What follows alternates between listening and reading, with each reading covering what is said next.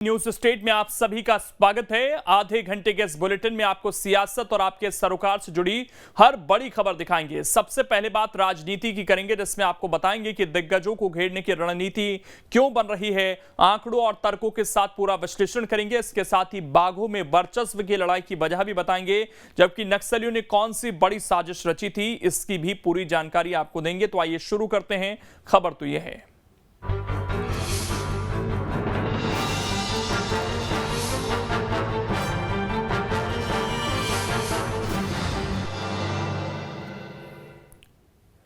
BJP Congress में कुछ सीटों को लेकर खास प्लानिंग हो रही है। ये वो सीटें हैं जिन पर सालों से दिग्गजों का कब्जा है और उस प्रभाव के दम पर ही वो अपनी राजनीति चमकाते रहे। आखिर क्या है इस सीटों की घेराबंदी के पीछे की वजह, इस रिपोर्ट में आप देखिए।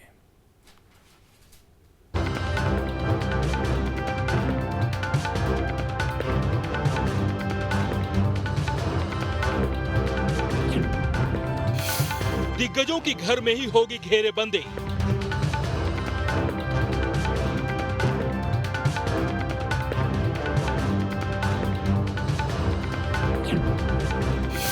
कितनी कारगर होगी ये रणनीति?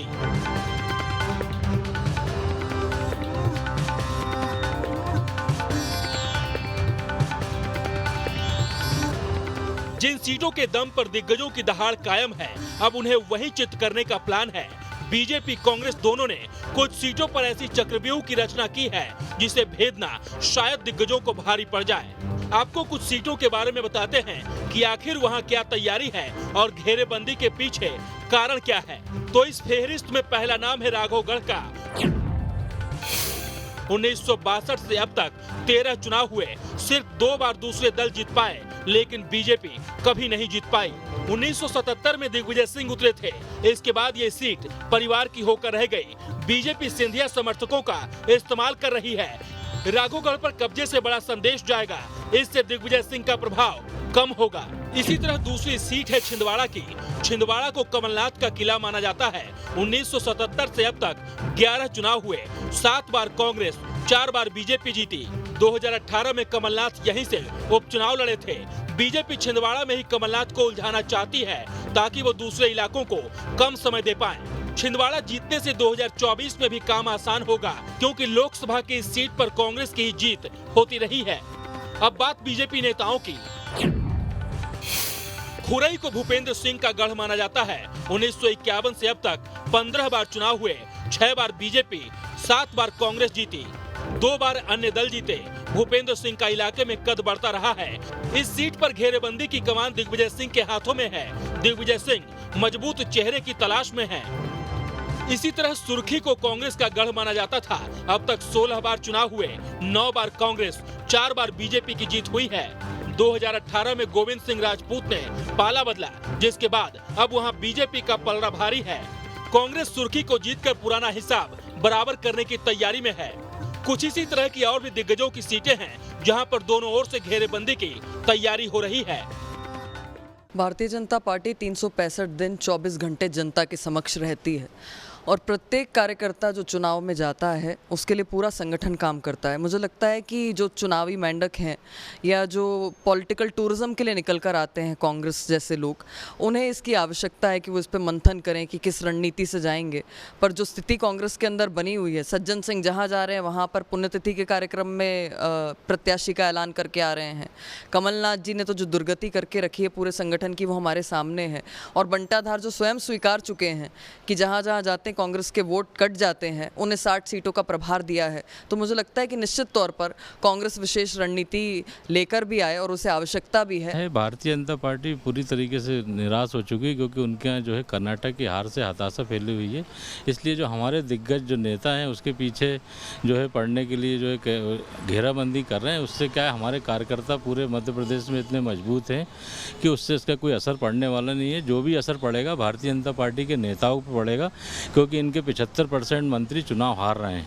कई लोग तो जो है पाला बदलने के उसमें हैं। तो इससे भारतीय जनता पार्टी जो है अपने जो है खुद ही द्वंद्व में फंसी हुई है। दरअसल प्रदेश में जो बड़े चेहरे हैं उनका एक खास इलाके में या यूं कहें कि खास सीटों पर सालों से दबदबा रहा है और इसी के दम पर उनकी सियासत भी चमकती रही है और इन्हीं के बयान भी सुर्खियों में रहते हैं। ऐसे में अगर इन्हें अपने ही इलाके में मात मिल गई तो दिग्गजों का वहम टूटेगा और एक बड़ा मैसेज भी जाएगा। दिग्गजों की जो सीटें होती हैं हर राजनीतिक दल के लिए महत्वपूर्ण होती हैं, क्योंकि एक बार यदि स्थापित हो जाता है कोई नेता वहाँ तो उसे हराना बड़ा मुश्किल होता है। इसलिए और दूसरा फिर वो अन्य क्षेत्रों में भी उसका असर होता है, प्रचार करता है।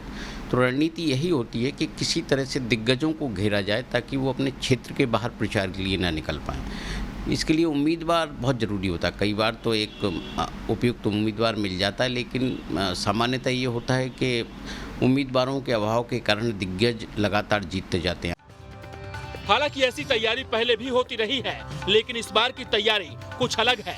चूंकि 2023 के तुरंत बाद 2024 में भी लोकसभा का चुनाव है, इसीलिए पार्टियां एक तीर से दो निशाना साधने की तैयारी में है। क्योंकि अगर विधानसभा में दिग्गजों को मात मिल गई तो एक दूसरे के गढ़ में 2024 में राह आसान हो जाएगी। इसीलिए पार्टियों ने पूरी ताकत झोंक दी है। मध्य प्रदेश में चुनावी वर्ष है और ऐसे में हर राजनीतिक दल ये चाहता है कि इस चुनाव में उसे जीत हासिल कर सके और इसके लिए बेहद ज़रूरी हो जाता है दिग्गजों के घर में घेराबंदी करना। दरअसल कांग्रेस हो या बीजेपी, दोनों की ही नज़रें एक दूसरे पर कहीं ना कहीं बनी हुई है और दोनों ही राजनीतिक दल एक दूसरे के दिग्गजों पर अपनी पेठ बनाने की पूरी कोशिश कर रहे हैं। जाहिर सी बात है कि अगर आपने दिग्गज नेताओं पर कहीं ना कहीं अपनी घेराबंदी कर दी तो आसपास की जो विधानसभा की सीटें होती हैं उस पर भी प्रभाव काफ़ी ज़्यादा अच्छा पड़ता है। और शायद यही वजह है कि जहां बीजेपी कांग्रेस के दिग्गजों के लिए रणनीति तैयार कर रही है तो वहीं कांग्रेस की नज़र भी बीजेपी के दिग्गज नेताओं पर है। वीडियो जर्नलिस्ट अभय के साथ जितेंद्र शर्मा, न्यूज़ स्टेट, भोपाल।